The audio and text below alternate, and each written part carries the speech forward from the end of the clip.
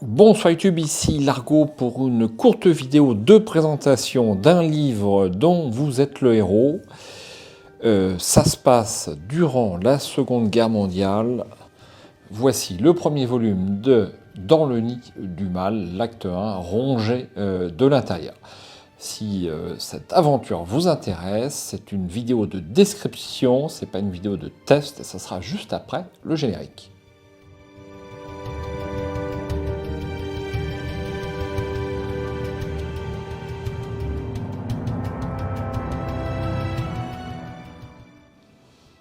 Alors, dans le nid du mal, alors là on a un petit peu de reflet, j'espère que ça ne sera pas trop gênant. Donc c'est écrit par Patrick Boulanger et Guillaume Gagnon, c'est aux éditions GGS Éditions. Voyons sans plus attendre le résumé de ce livre.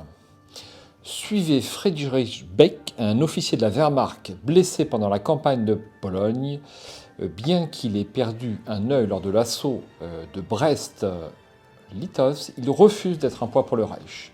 Contraint de se tenir loin des lignes de front, il consacre son temps à chasser les déserteurs et autres racailles. En juin 1941, suite à une série de meurtres à Leipzig, la Gestapo requiert ses services. Rapidement, le lieutenant Beck et son coéquipier, le capitaine Hammerstein, sont entraînés dans une histoire sordide. Entrer dans une Allemagne en pleine guerre contre le monde, découvrez la culture totalitariste du nazisme selon le point de vue d'un lieutenant de la Wehrmacht, un père de famille, mais qui verra rapidement que certains monstres sont plus humains qu'il n'y paraît. Vivez cette histoire écrite dans la plus pure tradition de l'horreur à la Howard Phillips Lovecraft, avec quelques éléments tirés des classiques comme X-Files, dans le contexte du quotidien de la Seconde Guerre mondiale. Voici une campagne de jeu de rôle en solo qui reprend le concept des livres dont on est le héros. Nous l'avons toutefois adapté pour un public plus mature en développant un système de jeu suffisamment complexe pour satisfaire les rôlistes purs et durs. Nous avons également supprimé les morts instantanées et avons implémenté un concept de points d'expérience. Ainsi, vous pourrez faire progresser le lieutenant Beck selon votre vision de ce qu'est un bon officier. Alors, ce livre, il y a 2 volumes. Donc voici le premier volume et voici le deuxième volume. Donc vous remarquerez que l'édition est magnifique. C'est un plaisir de manipuler de tels ouvrages, forcément. Donc le deuxième volume est légèrement en relief au niveau de certains motifs, comme vous pouvez le voir. Ce que je peux regretter au niveau de l'édition, bon, déjà on a un petit loupé, on va dire, de jeunesse, à savoir que le titre là, en noir sur fond marron, c'est pas super, et donc ils l'ont corrigé dans le deuxième. Donc les 2 éditions se ressemblent, mais c'est pas tout à fait la même reliure. Alors bon, je chipote, mais c'est pas tout à fait le même carton, la même édition. La deuxième est plus jolie, je trouve. Mais on est dans l'excellence au niveau des deux volumes. Alors, comment s'appelle l'acte 2 ?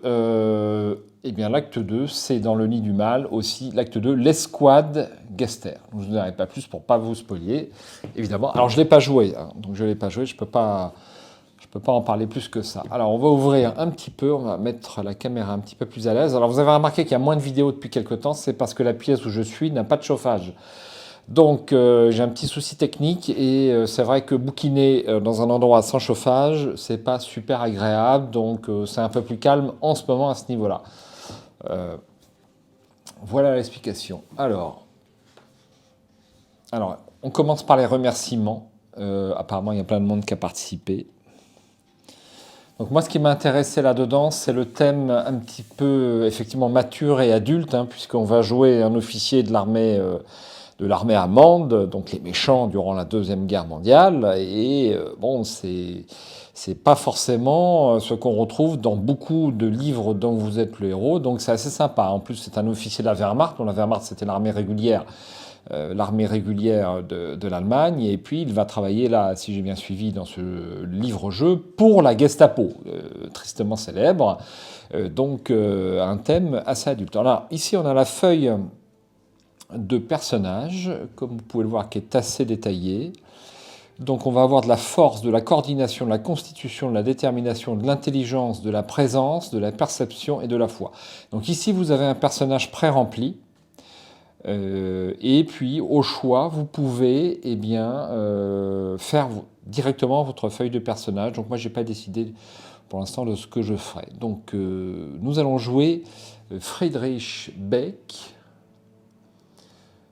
lieutenant blessé au combat, recommandation de croix de fer, muté le 3 juin 1941 sous l'ordre de Reinhard Heydrich. Donc on a les vrais noms des personnages. Donc effectivement, il a un monocle pour l'œil qu'il a perdu au combat. Alors la feuille d'équipement. On a également donc de l'intégrité physique et de l'intégrité mentale et de l'adrénaline. Donc ces trois caractéristiques vont dépendre de votre force, pour l'intégrité physique, de votre force, de votre constitution et de votre détermination. L'intégrité mentale, la détermination, l'intelligence et la foi, et l'adrénaline, la détermination et la foi. Alors on s'aperçoit que la détermination est très importante puisqu'elle rentre dans la composition de ces trois caractéristiques. Ensuite, on a des compétences qui sont ici.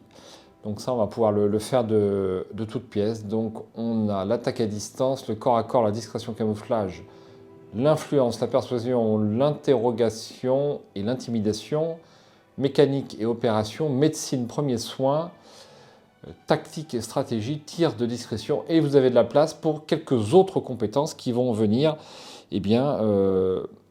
au cours du jeu, et vous allez même pouvoir avoir des alliés.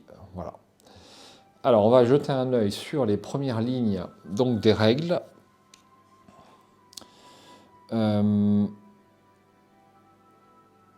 Bien que ce livre ait été conçu comme une campagne de jeu de rôle solo, il est parfaitement possible pour tout lecteur de simplement le lire tout en faisant les choix qui lui semblent les plus intéressants, sans se soucier du système de règles.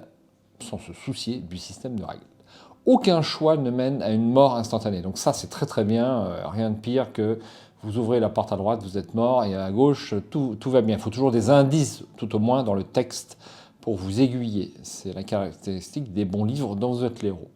Donc, toutes les branches se suivent et se terminent par une conclusion logique. Si c'est ce que vous souhaitez faire, sautez les pages suivantes et commencez votre lecture au chapitre 1. Alors évidemment, ce n'est pas ce qu'on va faire. Je trouve ça quand même beaucoup moins intéressant. Une autre option s'offre à vous. Les premiers chapitres de chaque acte se suivent comme un roman standard. Vous pouvez donc simplement profiter du récit écrit par Patrick Boulanger. Le choix est vôtre. Les règles d'engagement. Tout système de jeu, ça doit être simple, facile et assimilé, etc. etc. Ok. Un système avec 3D10, donc il va nous falloir 3D10. Ils ne sont pas fournis. Alors, pourquoi 3D10 à des faces? Pour une meilleure répartition des probabilités, tout système de jeu de rôle cherche à contrôler les probabilités. Plus une action est jugée difficile, moins un joueur n'a de chances de la réussir. Plus un personnage est compétent dans un domaine, plus il a de chances de réussir une action associée à ce domaine. Aussi, lorsqu'un joueur roule les dés et qu'il obtient un extrême sur l'échelle des probabilités, il a tendance à considérer ce jet comme exceptionnellement bon ou mauvais. Par exemple, dans un système qui utilise un dé pourcentage, descend, obtenir 100% ou 1% est considéré comme un exploit en soi, où le joueur s'attend à recevoir les avantages ou conséquences appropriées pour son personnage. Cependant, en y pensant le moindrement, les chances d'obtenir 100% ou 1% sur un dé 100 sont égales. D'un point de vue mathématique, obtenir 48 est tout aussi extraordinaire. En utilisant 3D10, on normalise les probabilités d'avoir un résultat moyen et les chances d'obtenir un extrême. C'est tout à fait exact. Alors, si le résultat sur les 3D10 est 30 plus 1 point d'adrénaline, c'est très intéressant. Et si par contre vous faites 3 ou moins, on a moins 1 point d'intégrité mentale et plus 1 point d'expérience. Ce qui ne me tue pas me rend plus fort. Friedrich Nietzsche.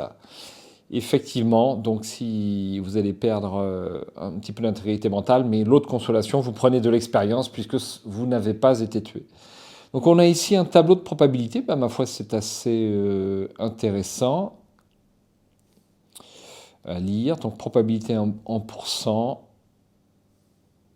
on s'aperçoit qu'on va faire très probablement du 15, du 16, du 7 ou du 18. Alors, les règles de base. Bon, si ça ne vous intéresse pas, les règles de base, vous pouvez éventuellement sauter jusqu'au premier paragraphe. Sinon, pour ceux qui ça intéresse, on reste un moment ensemble sur ces règles qui sont un petit peu particulières à ce livre, donc ça vaut le coup de s'y intéresser. Alors, il existe 3 types d'éléments à considérer, les caractéristiques, le niveau d'intégrité ainsi que les compétences du personnage. Ces éléments sont décrits plus loin, mais un joueur ayant un minimum d'expérience avec les jeux de rôle comprendra rapidement de quoi il s'agit. À la base, pour réussir une action, un personnage doit faire un jet. Cependant, un joueur aura toujours l'option d'échouer volontairement un jet. Donc le jet se calcule comme suit, caractéristique 1 plus caractéristique 2 plus compétence ou caractéristique 3 plus pénalité au bonus à la discrétion du jeu plus 3 des 10. Donc si vous faites 20 ou plus, vous avez réussi. Si vous faites 19 ou moins, vous avez échoué. Donc le symbole descriptif d'un choix passif. Alors on peut commencer la conversation avec des questions plus communes, on ira au 132, ou alors on peut faire un jet. Donc ici on a un exemple, donc on va prendre la présence, plus l'intelligence, plus l'influence et la persuasion. Donc vous remarquerez qu'ils ont repris des symboles de l'OTAN pour les caractéristiques. Je trouve pas ça très lisible personnellement, mais enfin, bon, c'est un choix parmi un autre, c'est au moins l'avantage d'être immersif, et vous avez donc moins 5, eh bien c'est la pénalité affectée par le livre. Cet officier de la Gestapo contient toute la colère du monde. Alors réussi, c'est-à-dire si on fait 20 ou plus, on va en 2, et si on a échoué, 19 ou moins, on va au 75. Alors les caractéristiques, je vous en ai parlé sur la feuille de personnage, elles sont ici, je ne vais pas les répéter. Et puis vous avez les compétences, je vous ai décrit également sur la feuille de personnage. Je ne vais pas non plus les répéter. Il y a 5 autres compétences que vous allez pouvoir débloquer au cours du jeu.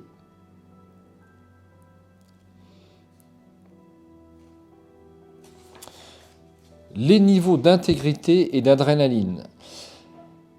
Alors, les niveaux d'intégrité représentent une vision mathématique des niveaux de santé physique et mentale du personnage. Contrairement aux caractéristiques et aux compétences, ils n'entrent pas en ligne de compte pour le calcul des jets. Cependant, les caractéristiques sont essentielles pour déterminer les niveaux d'intégrité. Par exemple, un personnage avec une forte constitution aurait un niveau d'intégrité physique plus élevé que la moyenne. Un système très intéressant, ça m'a beaucoup plu. Plus le niveau d'intégrité physique approche de 0, plus le personnage est proche de la mort. Les niveaux d'intégrité maximaux se calculent en additionnant les caractéristiques associées. Par exemple, le niveau maximal d'intégrité mentale se calcule en additionnant la détermination, l'intelligence et la foi.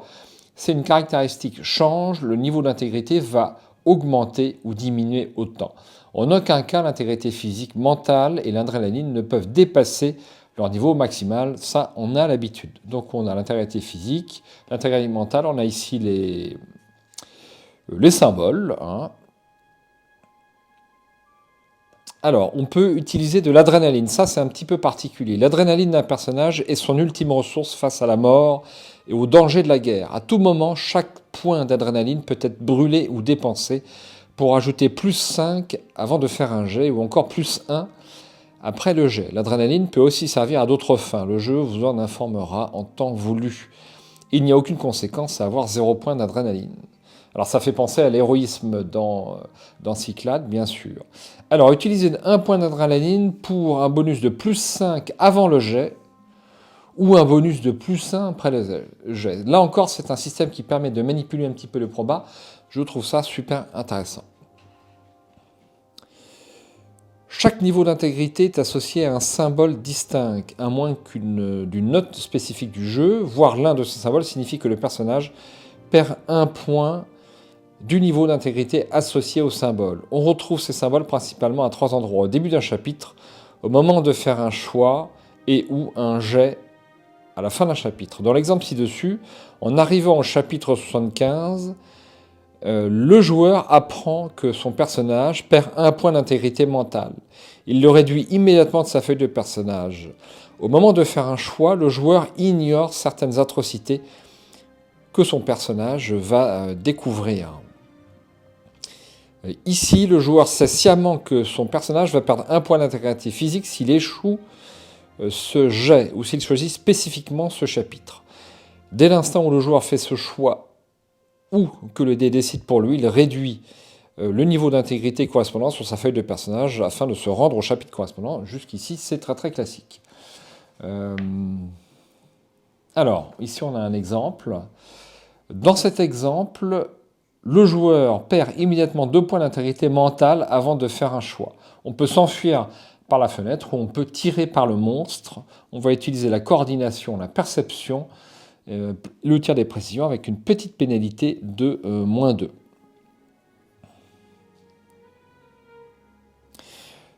Alors ce qui est sympa, c'est que toutes les modifications de caractéristiques, si j'ai bien suivi, seront résumées dans un encart. On ne devrait pas trouver trop de choses dans les textes, comme ils le disent, pour ne pas briser l'ambiance. Nous allons pouvoir avoir des alliés, pouvoir guérir, et puis peut-être que malheureusement, on va périr comme les 60 millions à 80 millions de personnes, c'est-à-dire environ 2,5% de la population planétaire, et 60% de ce chiffre étaient malheureusement des civils, dont 6 millions de juifs.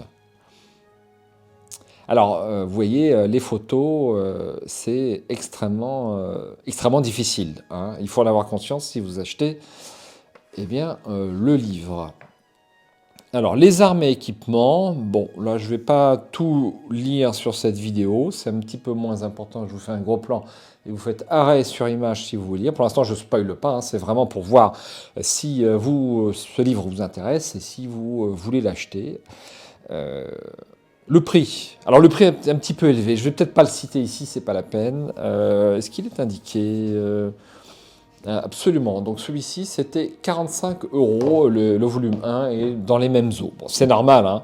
C'est super épais, c'est super bien fait, il faut payer le concepteur, et en plus, c'est quand même une édition, on va dire, plutôt confidentielle, puisque j'ai eu du mal à le trouver, je trouve. Disons, quand je fais des recherches Google, je tombe pas dessus assez facilement. Il a fallu que je me renseigne sur la taverne des aventuriers.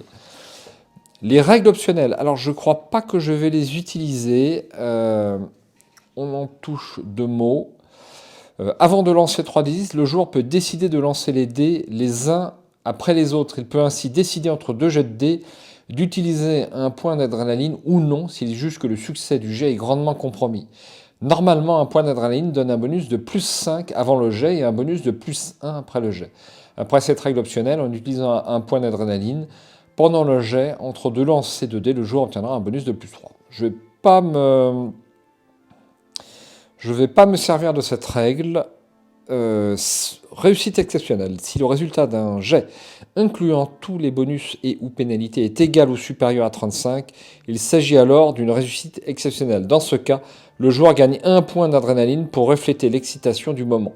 Ce bonus s'additionne avec celui obtenu pour un résultat de 30 sur 3d10. À voir, j'ai pas décidé. Et puis il y a l'échec critique. Ça va peut-être alourdir un peu le jeu. Je ne sais pas si je vais utiliser tout ça. À voir. Donc le jeu il va y avoir pas mal de références historiques sur ce livre. Alors, toujours sans spoil, on va revenir un petit peu sur l'historique. C'est un petit peu anti-héros, hein. Il a perdu un œil, il a une béquille, il fait partie de l'armée allemande. C'est pas... Mais c'est un père de famille, hein, et donc c'est en quelque sorte un héros également. En ce sens-là. 12 avril 1932, Friedrich Beck épouse Elisabeth. Le lendemain, il s'engage dans la Reichswehr, l'armée. 9 mois plus tard, naît Aïda, sa fille. 30 janvier 1933, Adolf Hitler, chef du parti national-socialiste, les nazis, est élu démocratiquement, c'est un point à souligner, chancelier. 29 juin 1934, première nuit des longs couteaux. Hitler élimine ses opposants politiques à l'intérieur du mouvement nazi. Le 2 août 1934, le maréchal Paul von Hindenburg, président de la République de Weimar, décède. Le 19 août 1934, c'est-à-dire 17 jours plus tard, par plébiscite, c'est-à-dire un référendum, Hitler est nommé président et chancelier du Reich. Il devient le Führer. Le Troisième Reich est officiellement né. Naissance de Nikolaus Beck. 21 mai 1935, la Reichswehr est dissoute et la Wehrmacht est créée. 2 février 1938, Friedrich Beck est promu lieutenant. Il est assigné à la 19e mission, à la 19e, je bégaye, division blindée. Le 12 mars 1938, l'Autriche est annexée à l'Allemagne par un référendum favorable à 99%. Ensuite, donc là on a quelques références historiques que je vous laisse lire si vous le souhaitez. Et puis, 2 nouvelles références historiques. 1er septembre, début de la campagne de Pologne, tout le monde sait ça. 17 septembre 1939, prise de la citadelle de Brest-Litovsk, le lieutenant Friedrich Beck est blessé. 28 septembre, Varsovie capitule. Le 8 mars 1940, le lieutenant Beck sort de sa convalescence. Il est assigné au bureau militaire de remplacement. Le 5 juin 1941, le lieutenant Beck est transféré au bureau de la Gestapo à Berlin. Travaillé par la Gestapo, c'est pas courant. La Gestapo est la police politique du parti nazi tristement célèbre. Alors voici les illustrations, c'est assez difficile quand même. Depuis le début de la guerre, à Leipzig, on a trouvé un total de 15 cadavres qui semblaient avoir fait l'objet d'un étrange traitement que les meilleurs médecins du Reich sont incapables d'expliquer. Alors effectivement, ils n'ont pas l'air en très bon état. Alors on va lire comme d'habitude le premier chapitre, donc, de Dans le nid du mal, acte 1, rongé de l'intérieur.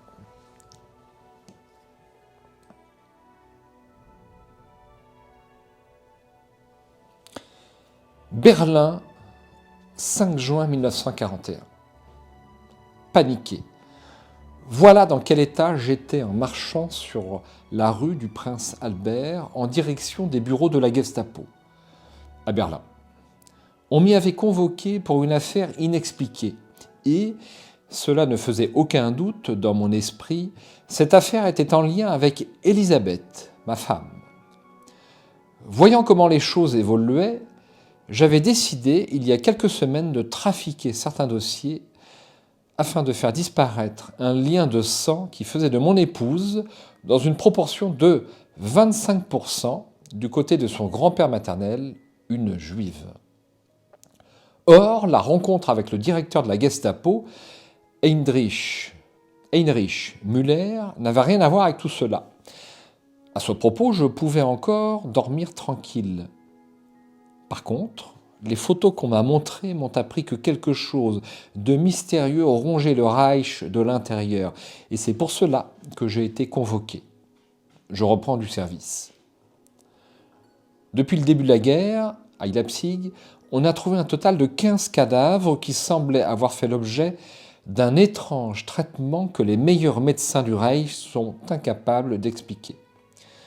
Leur peau sèche et grise, parfois comme du charbon, s'effritaient lorsqu'on y déposait la main. Leurs cheveux et leurs poils étaient complètement ternes, alors que leurs yeux desséchés avaient également pris cette teinte grise, comme si on avait vidé leurs orbites pour y déposer des cailloux qu'on avait soigneusement polis. Le directeur de l'Office central de la sécurité du Reich, Reinhard Heydrich, qui assistait aussi, à ma grande surprise, à cette rencontre, est convaincu que c'est l'œuvre d'un petit groupe de juifs. Si cette conviction lui vient notamment du fait qu'aucune des 15 victimes n'est juive, il est évident, à l'entendre parler, qu'il n'avait pas réellement besoin d'un quelconque argument pour accuser les juifs. D'ailleurs, on m'envoie à Leipzig pour mettre fin le plus rapidement possible à cette boucherie de civils et d'agents allemands, mais le directeur de l'office a été clair. Trouvez simplement les coupables de ces crimes et amenez-les devant la justice du Reich. Nous nous occuperons de savoir par quelle sorcellerie ils ont fait souffrir la nation allemande. Quant aux autres juifs de Leipzig, nous nous en occuperons bientôt. Pendant toute la durée de l'entretien, un homme immense, il devait bien faire 2,10 m, se tenait à ma gauche. Tout en regardant les photos et en écoutant ce que Müller et Heydrich me disaient, je sentais qu'ils m'observaient. Si j'avais été un suspect dans cette affaire, je ne crois pas qu'on s'y serait pris différemment pour m'approcher. Cependant, lorsqu'on eut fini de me donner les informations nécessaires, on m'a ensuite présenté Oscar Hammerstein, ce géant qui me scrutait depuis mon arrivée et qui se trouvait être l'officier de la Gestapo avec lequel je devrais remplir cette mission. En plus d'être gigantesque, ce Hammerstein avait une vilaine brûlure sur le côté droit du visage, ce qui accentuait son air féroce et terrible. Les cheveux blonds, presque lumineux, qui dépassaient sous sa casquette, tranchaient avec les traits sombres de sa figure. Enfin, je remarquai également qu'il lui manquait l'auriculaire de la main droite, et je me demandais si cela était le fruit d'une malformation ou d'une blessure de guerre. Tandis que le colosse et moi nous observions, Muller s'est dirigé vers une table à gauche de la pièce qui me semblait beaucoup trop claire pour les secrets qui ponctuaient la conversation.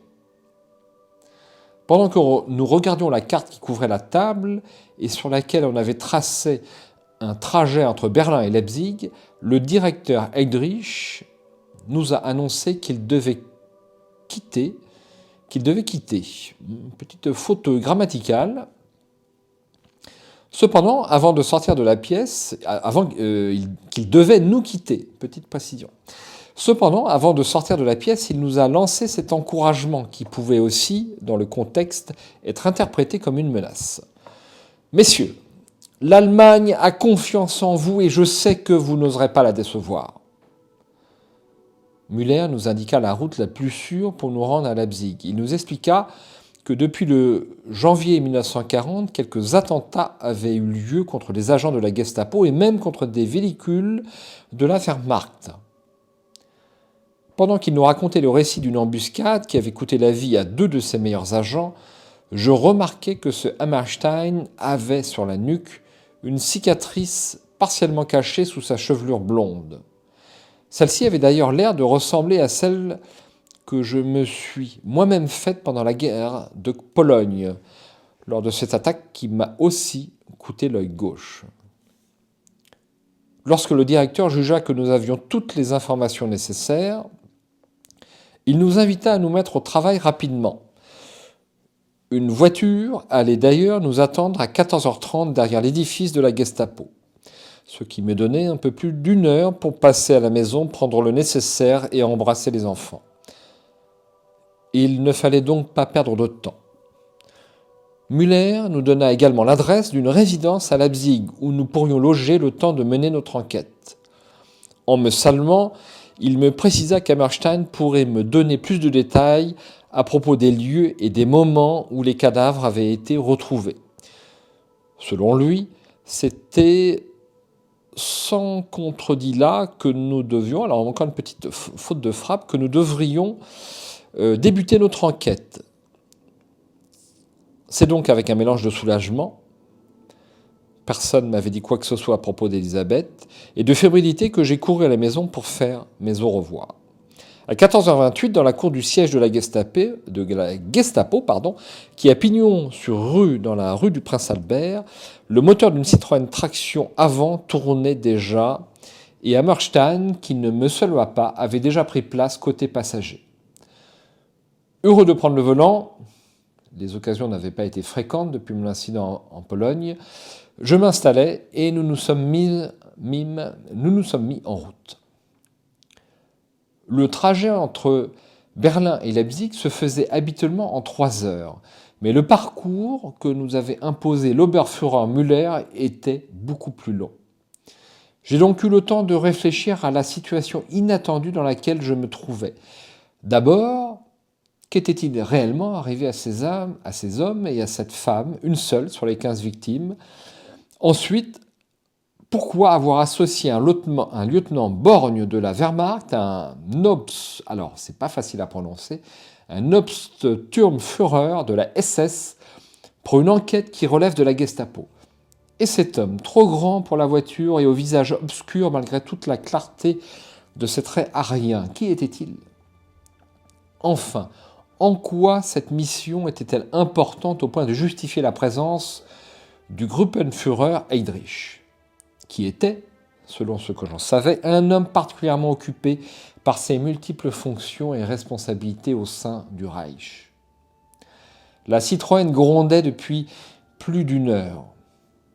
Nous approchions d'Eckner et Hammerstein et moi n'avions toujours pas échangé un seul mot. Je me suis même demandé s'il respirait, tant sa mâchoire semblait serrée. On aurait dit que cet officier de la Gestapo contenait toute la fureur de l'univers, et si je n'avais aucune difficulté à l'imaginer commettre toutes ces atrocités qu'on attribuait à la police secrète d'État et dont le récit circulait jusque dans les rangs de la Wehrmacht. Par contre, malgré cette froideur qui sentait le sadisme à plein nez, je devais entreprendre la conversation. En effet, Müller avait été très clair sur un point. Hammerstein en connaissait plus qu'au moins sur l'objet de notre enquête. Maintenant, je devais questionner cet étrange coéquipier sur les crimes commis à Leipzig. Il serait également bon d'en apprendre davantage du même coup sur ce Hammerstein dont je n'avais jamais entendu parler. Alors, je reviens sur mon livre, puisque je suis plus à l'aise pour lire lorsque je ne manipule pas la caméra. Vous voyez qu'il y a des références qui sont soulignées en rouge tout autour du texte, donc c'est un point fort du livre, et donc il faut le signaler. Par exemple, ici, une proportion de 25%, c'est un chiffre important, ce 25%, puisque...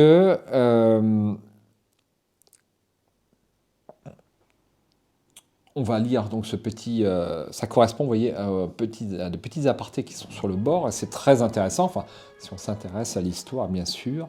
L'un des objectifs d'Hitler était de créer un territoire libre de tout sang juif. En arrivant au pouvoir, les nazis augmentent progressivement les sanctions contre les juifs. Elles atteignent un premier sommet le 15 novembre 1935 avec les lois de Nuremberg, qui privent les juifs de leurs droits civiques, de se marier et même d'avoir des relations sexuelles avec une personne de sang allemand. Cependant, cette loi nécessite une définition claire de ce qu'est un juif et considéré comme tel celui qui a au moins 3 grands-parents juifs, ainsi que celui qui a seulement 2 grands-parents juifs, mais appartient à la communauté religieuse juive ou est marié à un juif. Le plus ironique est que cette loi est un aveu de l'impossibilité pour les autorités nazies d'avoir une définition raciale d'un juif, puisqu'ils sont irrémédiablement mêlés au sang allemand. Seule la bureaucratie et un acte de naissance peuvent différencier un juif d'un allemand. Donc, autre référence, eh bien, la première nuit de Cristal. Voilà, donc pas mal de références. On a ici un portrait de Heinrich Müller. À partir de septembre 1939, Müller devient chef de la section 4 du Reichssicherheitsamt, service central de la sécurité du Reich. Il est directement sous la responsabilité de Heydrich. Alors, je ne savais pas que ce Heinrich Müller avait existé. Apparemment, il a bien existé. Et ici, vous avez donc Heydrich, tristement célèbre. En 1933, à la prise de pouvoir par les nazis, Heydrich est déjà à la tête du Sicherheitsdienst, service du renseignement de sécurité. Son objectif est de démasquer les adversaires du national-socialisme. Il est le maître absolu de toutes les polices, de l'espionnage et de la Gestapo. Il donne comme objectif au Sicherheitsdienst, excusez-moi pour la prononciation, d'être la police de l'esprit, l'instrument de censure et de contrôle de la pensée. Alors, on a ici un petit encart sur l'emblème nazi qui est censuré. Alors, c'est une censure volontaire de la part des auteurs. Il est vrai qu'il s'approche déjà beaucoup de la réalité avec des gens qui auraient existé de la Gestapo. Donc, peut-être que censurer la Zatiska était quand même relativement, on va dire, approprié. Alors, vous pouvez, premier choix, je me suis arrêté donc ici, premier choix, on peut questionner cet étrange coéquipier sur les crimes commis à Leipzig. Il va falloir faire un premier test et le réussir. Et donc, on peut réussir ou échouer. On va directement à 2 paragraphes. Alors, je ne vais pas poursuivre, mais on va juste feuilleter comme ça très très rapidement. Alors, il y a énormément de références. Petite critique que je peux faire en ce début de lecture, eh bien, encore une erreur de jeunesse, la police de caractère associée n'est pas assez marquée, elle est trop fine, on a du mal à... J'ai encore une bonne vue, mais on a du mal à saisir les caractères. Est-ce que c'est pareil dans l'autre? Eh bien, vous voyez, l'autre, ça a été rectifié. Hein. Ça a été rectifié, la police de caractère adoptée est beaucoup plus marquée, un peu plus marquée, et ça fait toute la différence. Voilà, eh bien, je pense que vous en savez suffisamment pour savoir si vous souhaitez acquérir ce livre, bon, qui me paraît très intéressant, mais le problème c'est que je trouve tout intéressant et c'est quand même assez long à faire tout ça. Donc je ne vais pas vous montrer... le résumé de l'acte 2 parce que ça spoil un petit peu. Voilà, c'est tout pour aujourd'hui. Je vais vous rendre à une activité normale, c'est-à-dire pas devant un écran. Et puis, j'espère que cette vidéo vous aura un petit peu intéressé. Et je vous dis à bientôt sur la chaîne Livre Adventure TV. Ciao et bonsoir.